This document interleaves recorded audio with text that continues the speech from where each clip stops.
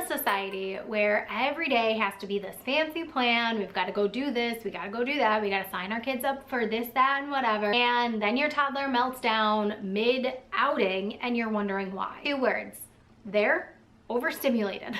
Something we need to recognize as parents is, when are our kids overstimulated and when are they understimulated? Where's the balance between doing things and letting your kid be bored? It is so important for your kid to be bored so that they can learn to entertain themselves. They don't always need to be in an activity or some sort of class or something. Maybe like once a week when your kid is just a toddler, that would be fantastic. Maybe 2 or 3 days a week at most, but they definitely don't need to be doing these fancy extracurriculars every single day of the week. I've seen schedules with swim lessons, music lessons, soccer lessons, like all different things every single day of the week, and it's unnecessary. Your child is communicating with you that this is unnecessary for them by having these meltdowns. Now, obviously, I'm sure as a parent, you want to avoid these meltdowns. And so let's talk about all things toddler meltdowns. Your child's emotional regulation skills significantly decrease / completely disappear when they are overstimulated. Think of it as when their brain has too much input, it kind of goes a little bit crazy and their brain is like, I don't know what to do with all of this input, all of these sensory things, all of this information. I'm just gonna crash out. And that's exactly what happens. But there are warning signs. But first we're gonna talk about why the meltdown happens. If you're constantly go, go, go, you're changing environments very quickly, your child is likely to be overstimulated by that. And maybe you think you're doing a good thing by taking your kid to the park and then to the library, and then you'll go grocery shopping, and then you'll bring the groceries home, and then you'll do blah, blah, blah, blah. They're gonna freak out. So when there's lots of lights and sounds and people, oh, the people. Toddlers literally have days where they're like, I just can't people today, just like adults do. When things are overly busy, when the socializing just like, they are maxed out. This is like, seriously, I hope that you're like nodding your head and being like, yeah, sometimes I feel like that too. The toddler can feel that way too. When they have too much screen time, this is why we're not putting our toddlers in front of the TV as a babysitter. Put them in front of some activities instead. Make an easy sensory bin, but that's not the point right now. The point is that all of these things are reasons why your toddler is becoming overstimulated. If they're tired, if they're hungry, if there is just so much going on in their brain, they are bound to melt down. Now you might be thinking, you know, sometimes my toddler really enjoys all this stuff. I don't know, you know, what am I looking for? So some of the signs that your toddler is headed for an overstimulation meltdown: they may be clingy, they may push you away, they may start being clumsy or antsy, they can't sit still. They might start getting defiant. You know that meltdown is coming when you start seeing the defiance. They might throw their toys, they might hit, they might kick, they might bite. All of these signs, they kind of correlate with bad behavior. But it's not bad behavior, it's communication. And this is your toddler's way of communicating with you. Hey, my brain is in like sensory processing overload right now. I need a break or I'm going to crash out. I'm going to melt down because that's all my body knows what to do. So you need to reframe your thinking that this is a stress response and not a discipline issue. If your child is mid-meltdown, it is so important to understand that this is not time to discipline. As we've discussed, your child's brain is completely in overload. It's shut down. It's offline at the moment. So trying to reason or talk to your child or even discipline your child in that moment, it's not gonna work. Are there times where your child needs discipline? Absolutely. But if you stop and reflect and think, is this my child's behavior issue, or did I potentially put too much on their plate today and this is their way of communicating that they're overwhelmed? Did I miss the warning signs that this meltdown was coming? Maybe, but where do we go from here? You actually want to just sit close and be quiet.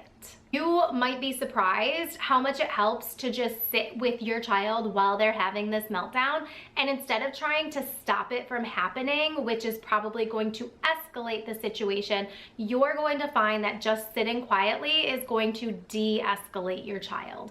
When you're modeling calmness, showing them that you're taking deep breaths in and out, your child will see that you are doing this, and without you having to say anything, they will start doing exactly what you're doing. Maybe not the first time they have a meltdown, but the more they see, the more they're going to, like, what's it called? Monkey see, monkey do. They're going to watch how you react to their meltdown, and they are going to learn from your reaction. That's exactly why when a child escalates and then the parent escalates, the child matches your escalation, and they're probably gonna raise you a little bit. And then you're gonna get raised, and then they're gonna get raised, and you're just going to keep going in this battle.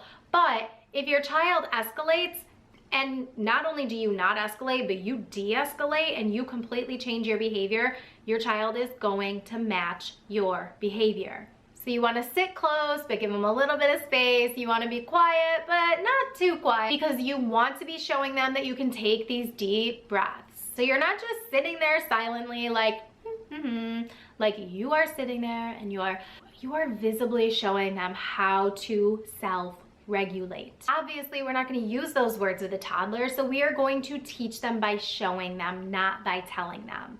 You can give them very simple choices. Do you want water? Do you want cuddles? Do you want space? What do you want in this moment for me to help you? And then let it be. My daughter used to not lock herself in her bedroom because we don't have locks on their bedroom doors, but she would close the door and then sit in front of the door, and I'm not gonna push the door open just to try and get in there. So what I ended up doing when she was in about kindergarten, so she was 4 turning 5, I would write her a little note saying, do you want to be alone? Check yes or no. 9 times out of 10, she would check no, she didn't want to be alone. And then I would write, do you want a hug? Check yes or no. And she would say yes. And then she would open the door, hand it to me, and then we would hug. And this really worked for her. It was during COVID, and we were doing school from home and all of that. So everything was already so intense. But I found that that really helped her realize she's not handling this well, but she also doesn't want to be alone, and she does want support.